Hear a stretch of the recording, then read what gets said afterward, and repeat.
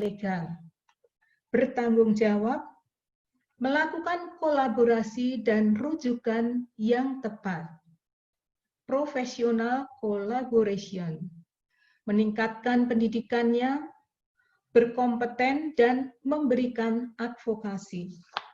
Ya, next. Peraturan yang terkait dengan kebidanan, yaitu di dalam Undang-Undang Nomor 36 Tahun 2009 tentang Kesehatan, Undang-Undang Nomor 36 Tahun 2014 tentang Tenaga Kesehatan, Peraturan Menteri Kesehatan Nomor 28 Tahun 2017 tentang izin dan penyelenggaraan praktek bidan, Keputusan Menteri Kesehatan Nomor 369-Menkes-SK-3-2007 tentang standar profesi bidan, serta Keputusan Menteri Kesehatan Nomor 938-Menkes-SK-8-2007 tentang standar asuhan kebidanan. Kewenangan bidan diatur dalam Undang-Undang Nomor 4 Tahun 2019 tentang kebidanan pada pasal 46, yaitu pelayanan kesehatan ibu, pelayanan kesehatan anak, pelayanan kesehatan reproduksi perempuan dan keluarga berencana, pelaksanaan tugas berdasarkan pelimpahan wewenang, dan pelaksanaan tugas dalam keadaan terbatas tertentu. Tentunya dalam keadaan terbatas tertentu ini di wilayah yang terpencil, di mana di situ tidak ada dokter, oleh karena itu bidan mempunyai kewenangan tambahan. Bagaimana kebijakan dan kewenangan profesi bidan dalam kesehatan reproduksi berbasis komunitas? Kesehatan reproduksi yaitu keadaan sehat secara fisik, mental, dan sosial secara utuh, tidak semata-mata bebas dari penyakit atau kecacatan yang berkaitan dengan sistem, fungsi, dan proses reproduksi pada laki-laki dan perempuan. Menurut Undang-Undang RI Nomor 36 Tahun 2009 Pasal 71 Ayat 1.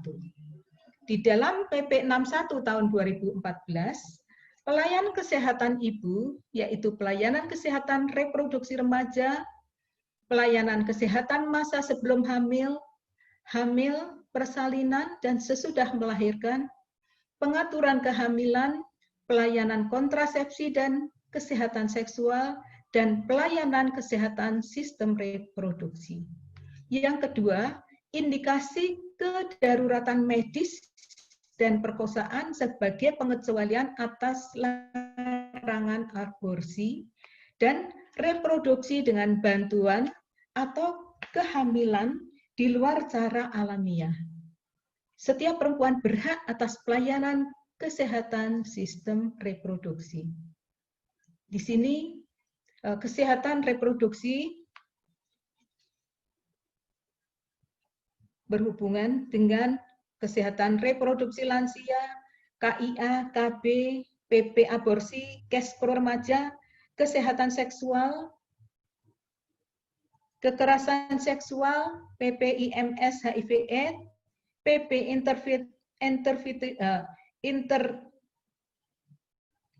infertilitas, kemudian deteksi dini CA cervix, serta kesehatan reproduksi lansia. Ya, next. Masalah kesehatan reproduksi dari segi gizi, 2 dari 3 remaja tidak sarapan. 1 dari 2 remaja konsumsi makanan siap saji. Jadi sekarang karena ini remaja-remaja sekarang senang makan makanan yang siap saji. 4 dari 5 remaja kurang makan sayur dan buah. Kemudian yang kejadian anemi perempuan itu ada 23,9%. Ibu hamil sangat tinggi 48,9%. Yang menderita KEK pada wanita usia subur 15-49 tahun ada 31,8%. Ibu hamil kek 17,3%. 1 dari 4 remaja minum soft drink kurang lebih 1 kali sehari. Ini sangat tidak sehat. Fertilitas, prevalensi infertilitas diperkirakan sekitar 15-25% dari semua pus. TFR 2,45. Tentang kekerasan, 1 dari perempuan usia 15-56 tahun mengalami kekerasan fisik dan atau seksual oleh pasangan dan selain pasangan. 1 dari 5 remaja merasa pernah dibully dari segi kejiwaan. 1 dari 20 remaja pernah merasa ingin bunuh diri. 1 dari 2 remaja merasa kesepian dan khawatir. 2 dari 3 remaja merasa orang tua tidak mengerti. Prevalensi gangguan mental emosional pada usia lebih kurang 15 tahun sebesar 9,8%. 7 dari 1.000 rumah tangga mempunyai anggota rumah tangga mengidap psikosis. Pernikahan, 30,8% perempuan usia 20-24 tahun ini menikah sebelum usia 18 tahun. Alhamdulillah undang-undang pernikahan ini juga sudah disetujui. Kemudian penyakit menular dan tidak menular, di mana CA payudara ada 30,9%, CA cervix 17,2% dari semua jenis kanker pada perempuan. Persentase infeksi HIV tertinggi Oktober sampai dengan Desember 2019, umur 25 sampai 49 tahun 69,3%. Umur 20 sampai 8%. Kemudian hipertensi, ini pengukuran pada perempuan 36,85%. Tentunya kalau kita melihat presentasi masalah kesehatan reproduksi, tentunya ini sangat mengkhawatirkan. Oleh karena itu, pemerintah bekerja sama dengan organisasi profesi, bekerja sama dengan semua institusi untuk memecahkan masalah kesehatan reproduksi ini. Ya, next. Menurut Undang-Undang Nomor 4 Tahun 2019 tentang kebidanan, dalam menjalankan tugas memberikan pelayanan kesehatan reproduksi perempuan dan keluarga berencana, bidan berwenang melakukan komunikasi, informasi, edukasi, konseling, dan memberikan pelayanan kontrasepsi sesuai dengan ketentuan peraturan perundang-undangan. Ya, next. Kewenangan profesi bidan dalam kesehatan reproduksi berbasis komunitas. Tentunya di sini bidan berkolaborasi, interprofessional collaboration. Yang pertama, aktivasi koordinasi kesehatan reproduksi. Koordinator Kespro, persiapan deployment tim siaga Kespro, koordinasi langsung oleh pusat dengan pembinaan intens, advokasi untuk keberlanjutan fungsi, koordinasi dan kesiapsiagaan.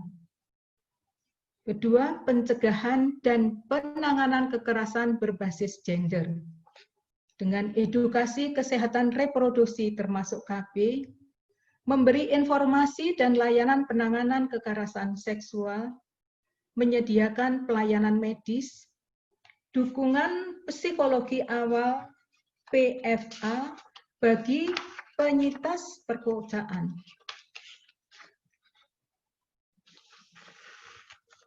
Ini PFA, psikologi first aid, yaitu bantuan psikologi awal yang praktis dan fleksibel yang diberikan pada individu, keluarga, masyarakat yang baru saja mengalami peristiwa krisis atau darurat ibu. Memberikan mekanisme rujukan kesehatan. Ya, next. Ketiga, pencegahan penularan penyakit menular seksual dan HIV.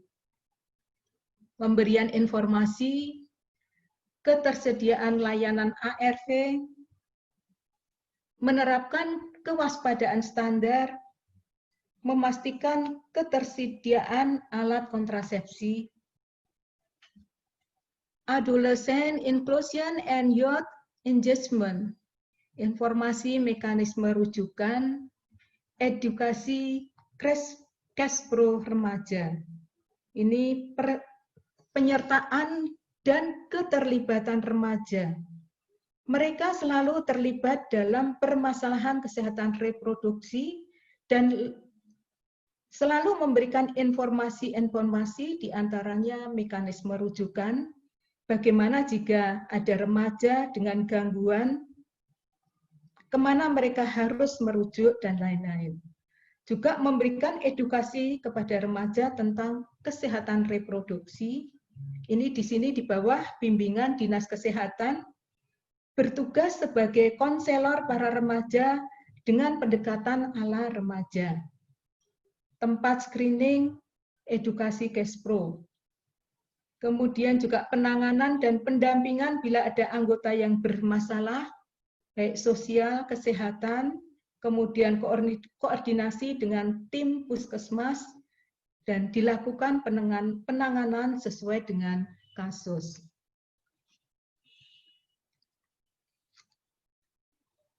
Mencegah meningkatnya kesakitan dan kematian maternal dan neonatal. Memberikan layanan pertolongan persalinan dan kegawat daruratan maternal dan neonatal sebelum nantinya dirujuk. Mengetahui mekanisme rujukan, menerapkan kewaspadaan standar. Yang keenam, pencegahan kehamilan yang tidak diinginkan dengan memberikan layanan KB. Jadi sekarang ini akhir-akhir ini sering disebut-sebut boleh hamil bagi yang ada kepentingan. Jadi kalau tidak ada kepentingan untuk hamil, tidak hamil. Jadi ini pencegahan kehamilan yang tidak diinginkan. Kemudian memfasilitasi pelibatan masyarakat. Ini sangat penting sekali, pelibatan masyarakat ini dengan memberikan edukasi kepada masyarakat untuk pemakaian alkon supaya tidak terjadi kehamilan. Bahkan di sini keterlibatan masyarakat itu sangat besar sekali manfaatnya. Kemudian melaporkan ketersediaan alkon. Ya, alhamdulillah saat ini BKKBN memfasilitasi praktek mandiri bidan dengan memberikan alat kontrasepsi kepada bidan-bidan praktek mandiri. Untuk itu, ini sangat membantu masyarakat untuk mengikuti pelayanan keluarga berencana. Ya, terima kasih. Itu yang bisa saya sampaikan pada siang hari ini. Terima kasih atas perhatiannya. Billahi taufiq wal hidayah. Wassalamualaikum warahmatullahi wabarakatuh. Waalaikumsalam warahmatullahi wabarakatuh. Terima kasih Ibu atas pemaparan materinya. Kemudian kita memasuki acara selanjutnya, yaitu pemaparan materi mengenai peninjauan kurikulum pendidikan tinggi serta pembelajaran klinik Hal ini akan disampaikan oleh Ibu Dewi Rohanawati SSIT MPH. Namun sebelumnya, perkenankan saya akan membacakan CV dari beliau. Ibu Dewi Rohanawati SSIT MPH, lahir di Sleman 10 Maret 1977.